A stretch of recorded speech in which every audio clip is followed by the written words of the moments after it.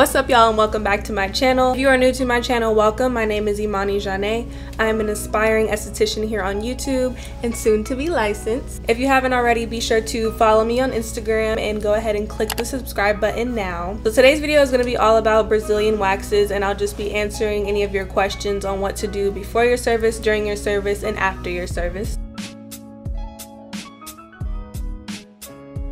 First off, waxing is a form of manual exfoliation. There are two types of waxes. There is soft wax, which is the creamy wax that you would normally see like used on the legs or the arms or the back, and you just spread it on and then use a strip, warm it up, and then remove the strip in the opposite direction of the hair growth. And then there's hard wax, which you've probably seen like on Instagram or on Twitter. They have all of those trendy videos where they make it seem like they can just pull the wax off and it's pain-free. But with a hard wax, you would just spread it on, let the wax get hard, and then use the wax itself to remove the hair. The difference between soft wax and hard wax is that soft wax has resin in it, meaning that it is going to stick to the skin. So you definitely have to be careful when using strip wax, because if you use it too many times in the same area, you can lift the skin too much, and then that will cause irritation and it will make your skin more prone to like infections and other harmful things. And then there's hard wax, which doesn't have resin in it, so it does not stick to the skin. It only adheres to the hair. And that's why a lot of people think that it is less painful to use hard wax than it is to use strip wax. But in my opinion, it's all in preference. I think it hurts regardless, but the hard wax is better for areas that are more sensitive. And with the hard wax, you can use it over and over again in the same area without running the risk of lifting the skin versus the soft wax. Lots of estheticians and people that go to get their Brazilians done prefer to use hard wax because that area is more sensitive and you have more of a risk of lifting the skin if you're using the strip wax. I prefer to use strip wax on certain areas of the Brazilian just because, one, it cuts the time in half versus using the hard wax, and two, I feel like I can sometimes get a cleaner wax, especially with people of color who have thicker, coarser hair and thicker skins. But I would just consult with my client and see which one they prefer, because it's all in preference and it's all based off of their skin type. So before you go in to get your wax done, I would definitely make sure that you're doing your research, especially on the esthetician and the facility that you're going to get your wax done, because a lot of places that wax actually have people waxing that are not licensed to wax. I definitely wouldn't suggest that you go to a nail salon to get your Brazilian waxes done, because a lot of them are not licensed to actually wax. So just be aware of that when you're going to book your appointment. Also make sure that you have already consulted and talked to an esthetician or cosmetologist before you have went in. It is an intimate service, so you want to make sure that your esthetician has made you feel comfortable enough to actually go in and get the service done. You want to make sure they know what they're talking about. You want to make sure that their facility's clean, and you want to make sure that they know how to treat your skin based off of your skin type. Everyone always says the hair should be about the size of a grain of rice. It's about 1/4 of an inch. Any shorter than 1/4 of an inch and the hairs might be too short for the wax to actually grip to it and pull them out, so you won't get a clean wax.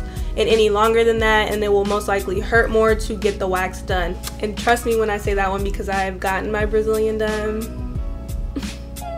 A really good tip to think about before you go into your wax is to exfoliate the area before you go in. And you can either use like a manual exfoliator, like a scrub, or like an exfoliating glove or a rag, or you can use a chemical exfoliator. What exfoliating does is just kind of softens the hair follicle, which will make it easier for the hairs to come out. This is especially important for people of color because we are more prone to ingrown hairs, so exfoliating is going to help get rid of that top layer and expose the hair so that it's easier to get that hair out. And we are also more prone to hyperpigmentation in our Brazilian area, and that is also due to the ingrown hairs. So exfoliating is going to help with helping to lighten that and also help to loosen the hair follicle a little bit. Also be aware that if your esthetician is not testing the wax before they put it on your skin, it may be too hot for your skin, which could also cause hyperpigmentation. And as a person of color, I don't need any more hyperpigmentation in my Brazilian areas, so just be sure that your esthetician is testing the wax before they put it on your skin. Your first time is going to suck. If anyone told you otherwise, they lied to you. You just gotta go in with the chillest mindset. It's gonna be fine. You're a girl, you a G, you got this, you can do this. It is normal after your first wax, or maybe your first few waxes, to see like white bumps in your Brazilian area, and that is just your skin reacting to you pulling out that follicle that has been there probably forever. It's just the white blood cells and platelets rushing back up to fill the area that you just ripped the hair out of. Over time, your waxes will get easier and easier. Your pain tolerance will just start to be like, it's nothing. After my, I would say, 3rd wax, I was a G.